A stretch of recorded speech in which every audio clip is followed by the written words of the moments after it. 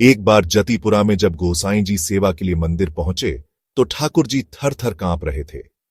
गोसाईं जी घबरा गए और बोले, हे मेरे प्रभु, आज आप इतने भयभीत क्यों हैं?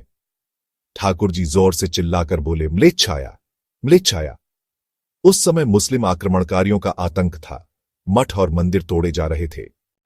गोसाईं जी घबरा गए, बोले, हे प्रभु, अब क्या किया जाए? ठाकुर जी बोले, जल्दी करो, आरती के चक्कर में मत पड़ो, मुझे कहीं छिपाओ। यह अनंत कोटि ब्रह्मांडों के नायक सर्वेश्वर परब्रह्म परमात्मा आपसे प्रार्थना कर रहे हैं। हम तो केवल तुम्हारे सहारे हैं। हमें बचा लो गोसाईं जी, हमें बचा लो। गोसाईं जी बोले, प्रभु कहां ले चले? ठाकुर जी बोले, टोंड के घने में ले चलो, वहां कोई नहीं पहुंच पाएगा। टोंड का घना गिरिराज जी की परिक्रमा में स्थित कदम्ब वृक्षों का अत्यंत घना स्थान है। गोसाईं जी सोचने लगे, इतनी जल्दी क्या व्यवस्था की जाए। उस समय लोगों के पास न तो गाड़ियां थीं न घोड़े, साधन बहुत कम थे। तब न्योर गांव में सद्दू पांडे को बुलाया गया। उन्होंने कहा, गोसाईं जी, हमारे पास तो पहले गाड़ी थी, पर बैल तो भगवान के धाम चले गए।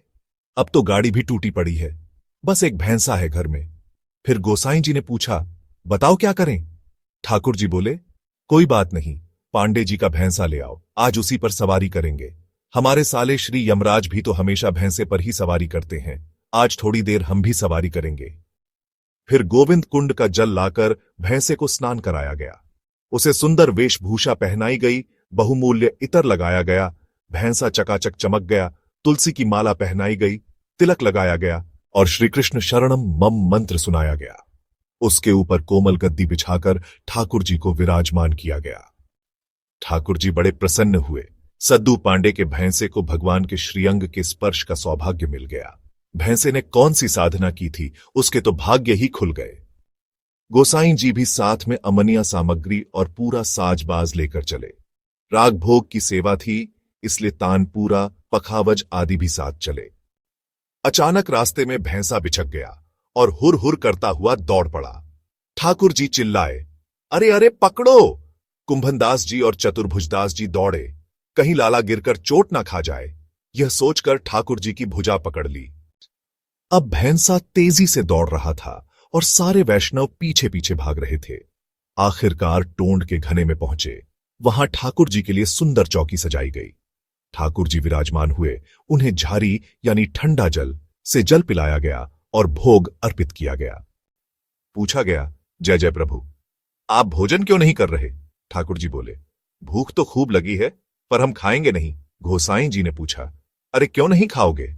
ठाकुर जी ने उत्तर दिया, गोसाईं जी, आपने तो हमारा अभ्यास बिगाड़ दिया। आप गाना गाया करते थे, गाकर अपने हाथों से ही हमारी सेवा करते थे, गीत गा के ही भोग लगता था। अब कुछ गाओ, तभी तो हम कुछ खाएंगे। अब महाराज, सब गायक तो थे वहां और सभी राग रागिनियों के जानकार थे, पर गाने के लिए मन का भाव और सुर की लय भी चाहिए होती है। सब लोग थक चुके थे। ठाकुर जी तो भैंसे पर सवार होकर आए थे, बाकी सब दौड़ते दौड़ते पहुंचे थे। किसी में शक्ति नहीं बची थी। उन सब में सबसे सरल और सीधे सादे भक्त थे कुंभनदास जी। गोसाईं जी ने कुंभनदास जी से गाने को कहा। उन्होंने अपने भाव से गाया, लाल को भावे तोंड को घनो। इस पूरे प्रसंग का भाव यही था कि ठाकुर जी को तोंड के घने में आने की इच्छा थी, इसलिए उन्होंने यह सब नाटक रचा। कुंभनदास जी ने भाव में डूबकर कहा, हे प्रभु, आपने तो भैंसे पर बैठकर यात्रा की और हम तो पैदल पैदल आपके पीछे भागते आए। हमारे वस्त्र भी फट गए, शरीर थक गया। आपकी पोशाक तो अनेक भक्त बना देंगे, पर हम तो गरीब जन हैं। फिर उन्होंने और भी गहरे भाव से कहा, कौन ढेडिन को जाइयो? यानी किस ढेडिन ने जन्म दिया उसको, जिसके डर से भागकर यहां आए? असल में तो आपको टोंड के घने में आकर भोग लगाना था, इसलिए आपने यह सारी लीला रची। ठाकुर जी यह सुनकर अत्यंत प्रसन्न हो गए। उन्होंने कहा, वाह वाह कुंभनदास जी। वो प्रेम से भोग स्वीकार करते रहे और सभी वैष्णव ठाकुर जी की उस दिव्य लीला और झांकी को देखकर निहाल होते रहे।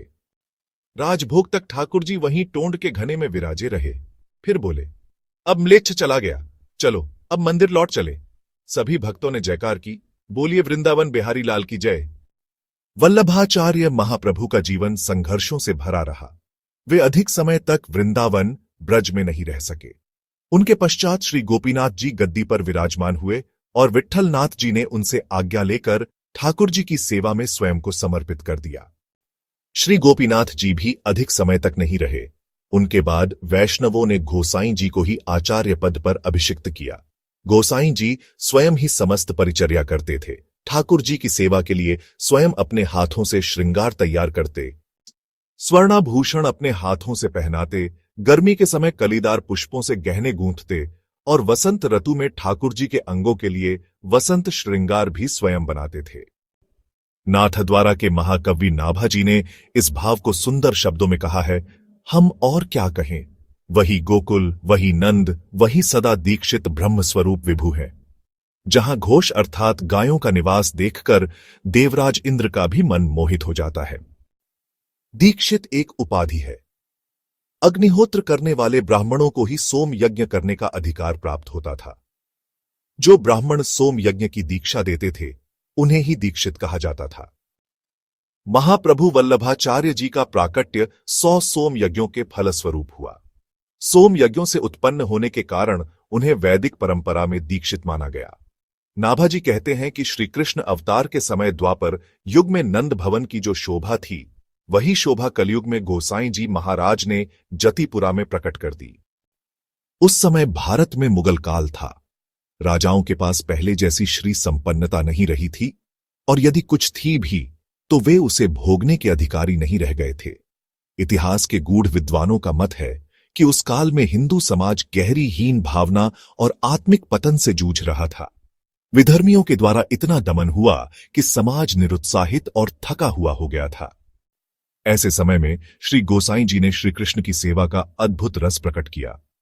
उन्होंने राग और भोग के माध्यम से भक्ति को जोड़ते हुए जीवों को परम शांति प्रदान की।